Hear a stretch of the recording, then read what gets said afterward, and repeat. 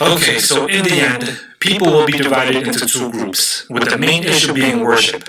Now remember, to worship means to obey someone. To worship someone means to obey him, right? So the two groups are those who belong to God and those who belong to the beast. Those who belong to God are the ones who worship and obey God. And those who belong to the beast are the ones who worship and obey the beast. And remember, the identifiers of those two groups are the seal of God and the mark of the beast. Those who have the mark of the beast means they are worshiping the beast. Those who have the seal of God are the ones who are the servants of God. Well, how do you become a servant of God? Now remember, the Bible says, "Know ye not that to whom ye yield yourselves servants to obey, his servants ye are to whom ye obey, whether of sin unto death or of obedience unto righteousness." So Paul says the one who you obey is the one who you serve. So you are the servant to the one who you obey. Jesus says to Satan in Matthew 4, "For it is written, thou shalt worship the Lord thy God, and him only shalt thou serve." So Jesus says the one you worship is the one you serve, which makes sense because when you serve God, you obey him and you also worship him because obedience is worship. Worship is obedience. So this is how you become a servant of God, by obeying him. Well, how do you obey God? If I told you, obey me, and then you say, okay, I'll obey you, and then what? Then what happens? What do you do? What do you obey? Do you just sit there and stare at me? No. There must be a commandment for you to obey. If you want to obey me, I must give you a commandment to obey. So we become the servants of God by obeying him and worshiping him. And what do we obey? His commandments. This is how we become the servants of God. This is how we serve him. We obey him. We become the servants of God by obeying his commandments. We worship God by obeying his commandments. And those who have the seal of God are the ones who serve him. His servants, the servants of God, are the ones who have the seal of God. And you become a servant of God by obedience, by obeying his commandments. Those who obey his commandments are the servants of God and will have the seal of God. So again, in the end times, we're going to have two groups of people: those who belong to God, identified by the seal of God, by the obedience to his commandments, and those who belong to the beast, identified by the mark of the beast.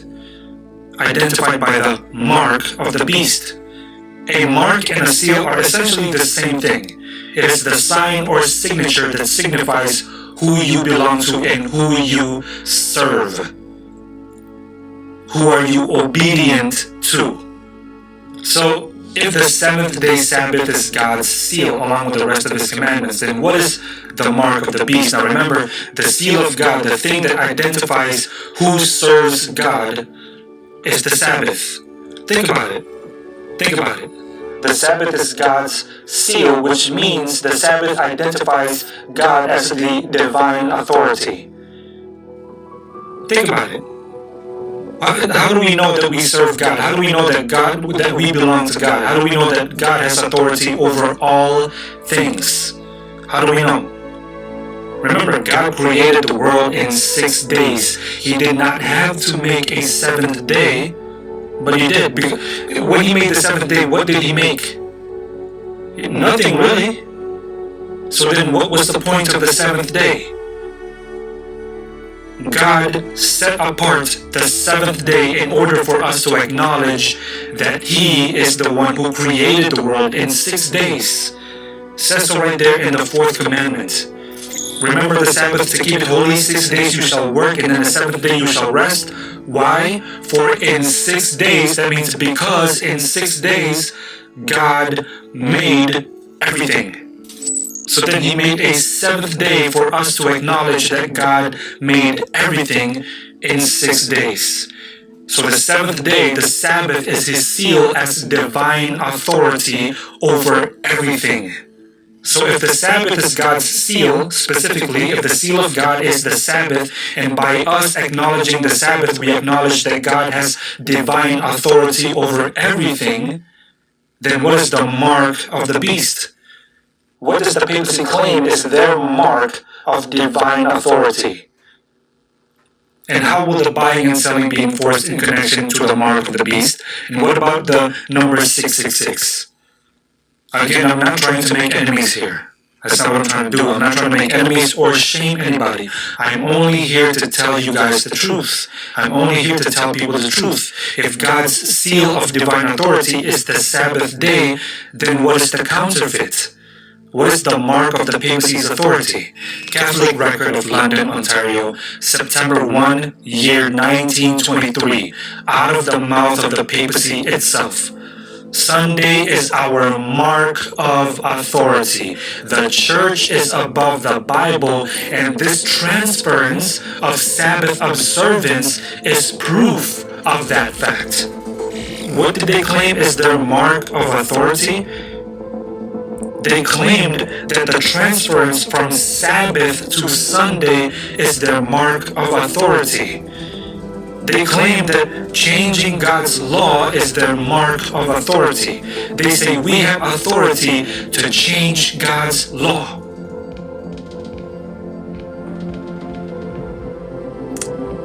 Sunday is their mark of authority. H.F. Thomas, Chancellor of Cardinal Gibbons, says, of course, the Catholic Church claims that the change Saturday Sabbath to Sunday was her act, and the act is a mark of her ecclesiastical authority in religious things. Again, right out of the horse's mouth. Right out of the horse's mouth.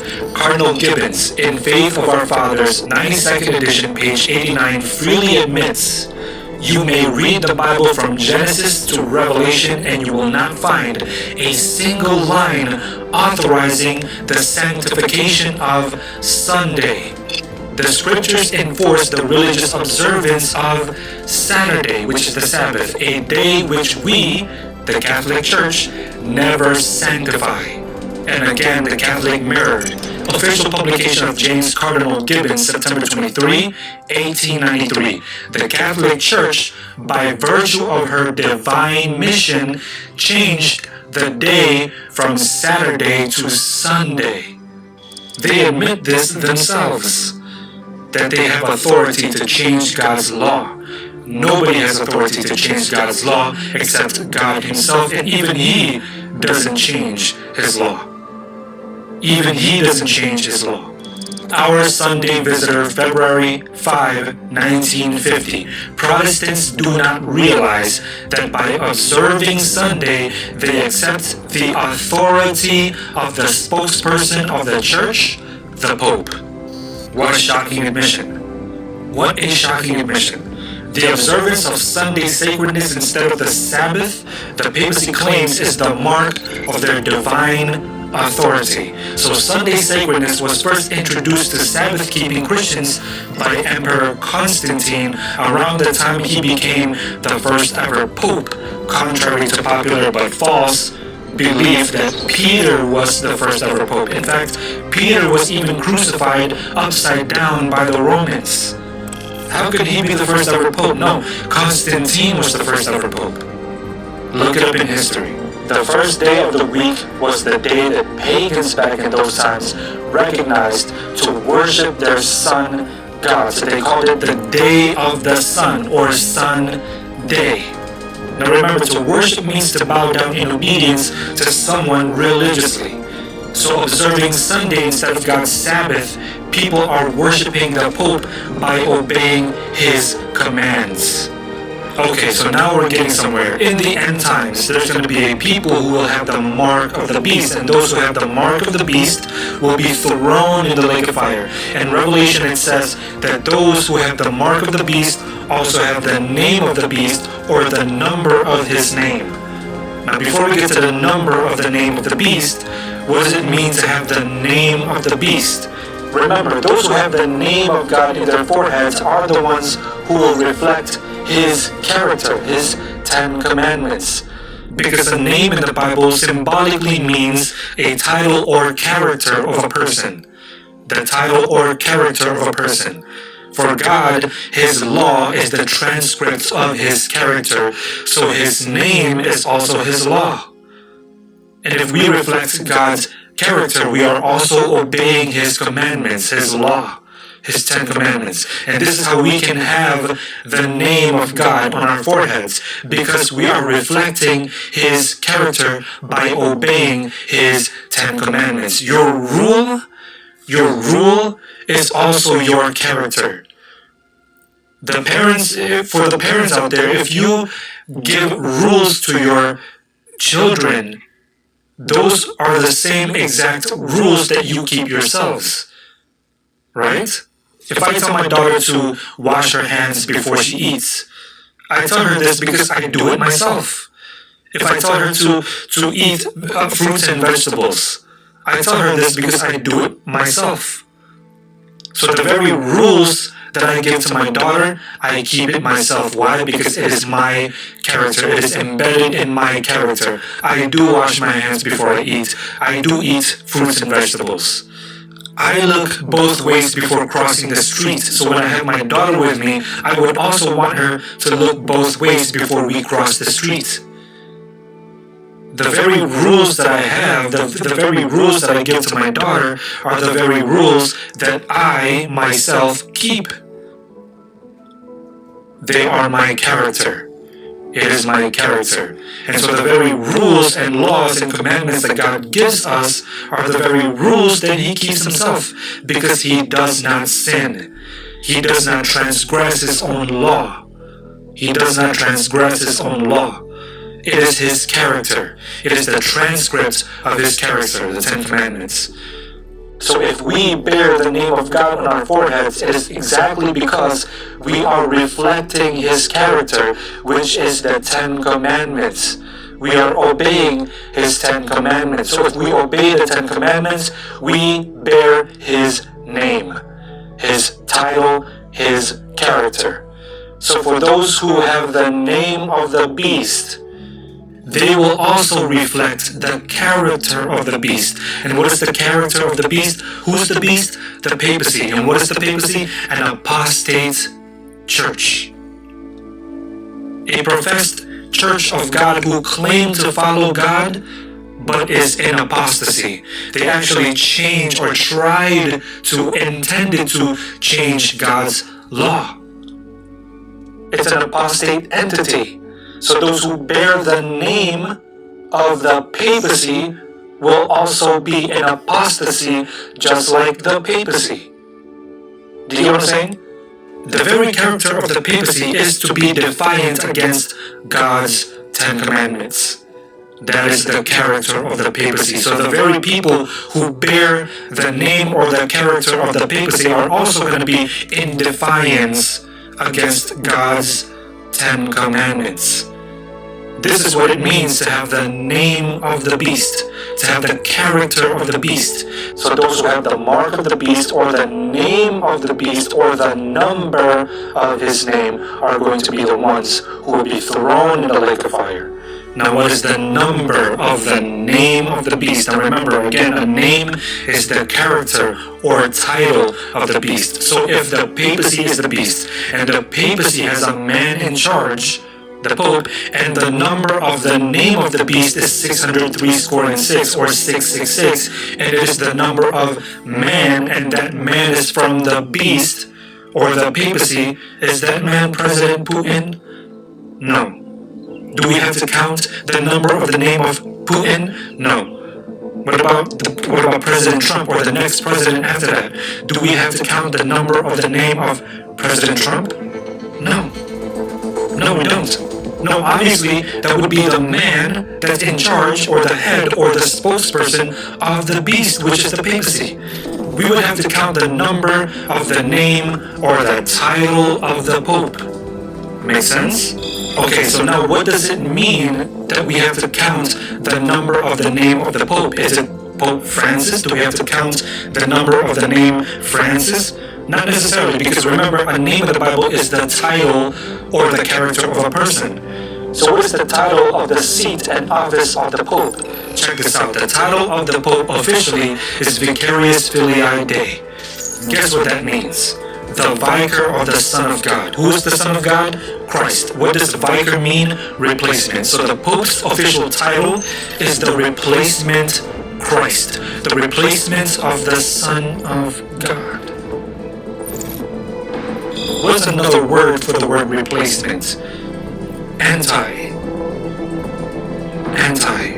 So if the Pope is the replacement Christ, and another word for replacement is anti, then the Pope is the Antichrist. Antichrist. Now check this out. The title of Vicarius Filii Dei, it is Latin. And Latin was the language prominent in Rome. And in Rome, the characters, it's numerical. Some of the Roman characters or letters are equal to numbers. But in Roman characters, there is no letter or character U. They replace it with a V. They use a V for the letter U.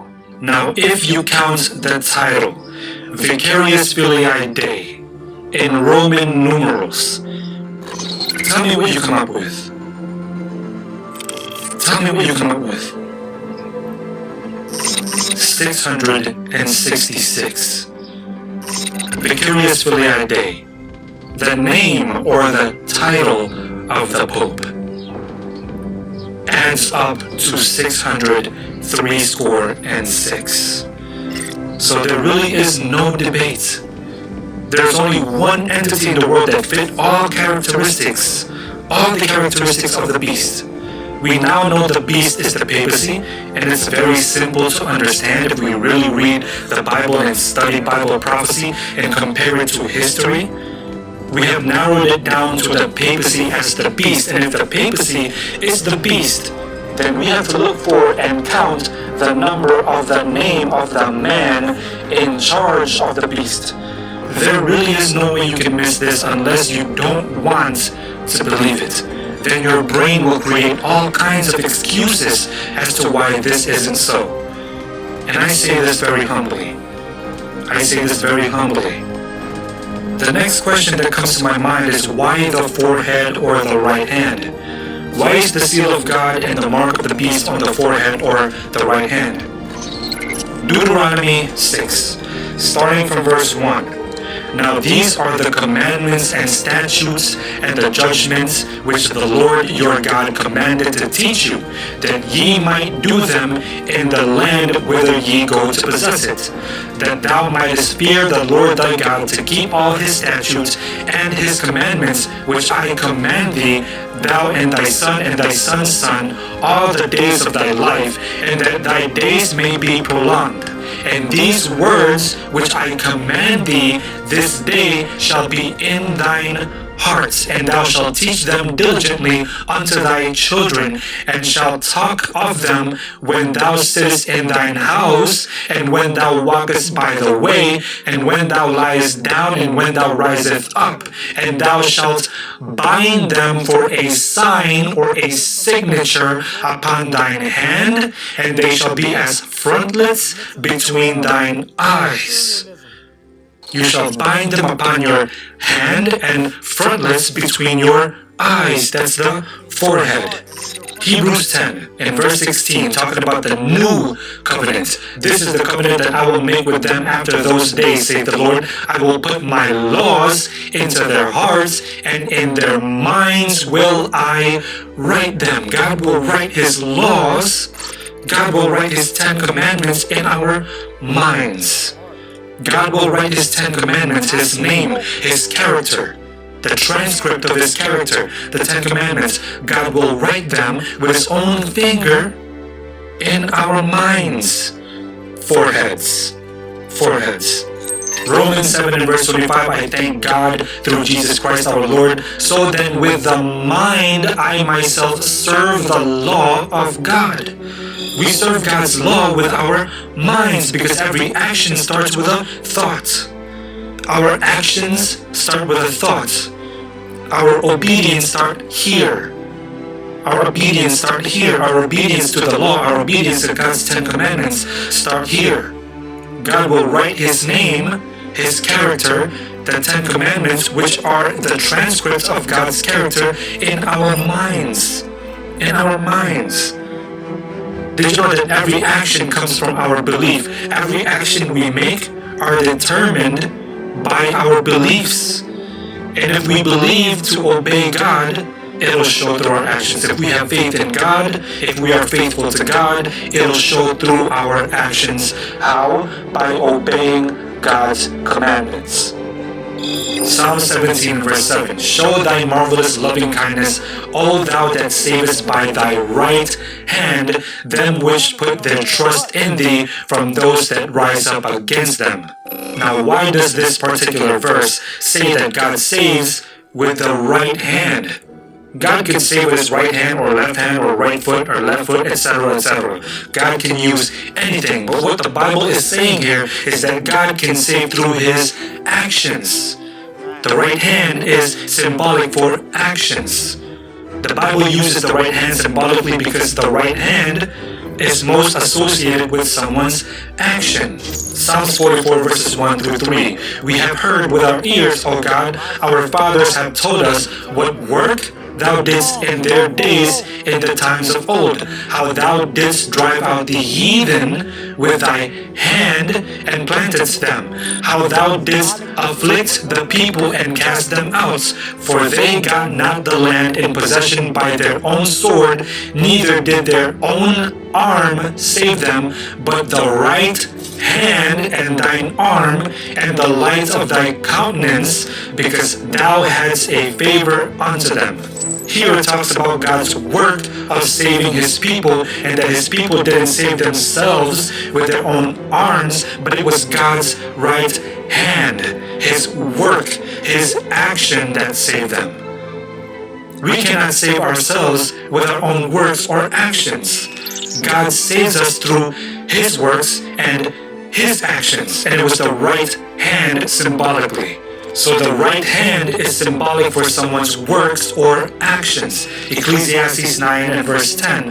Whatsoever thy hand findeth to do, do it with thy might. So the forehead represents your faith and your beliefs and your thoughts, and it will propel you to take the necessary action according to your beliefs and your thoughts. And the right hand represents your actions. So those who love God will put it in their minds to worship God by obeying his commandments, including the seventh-day Sabbath, and it will show through their actions.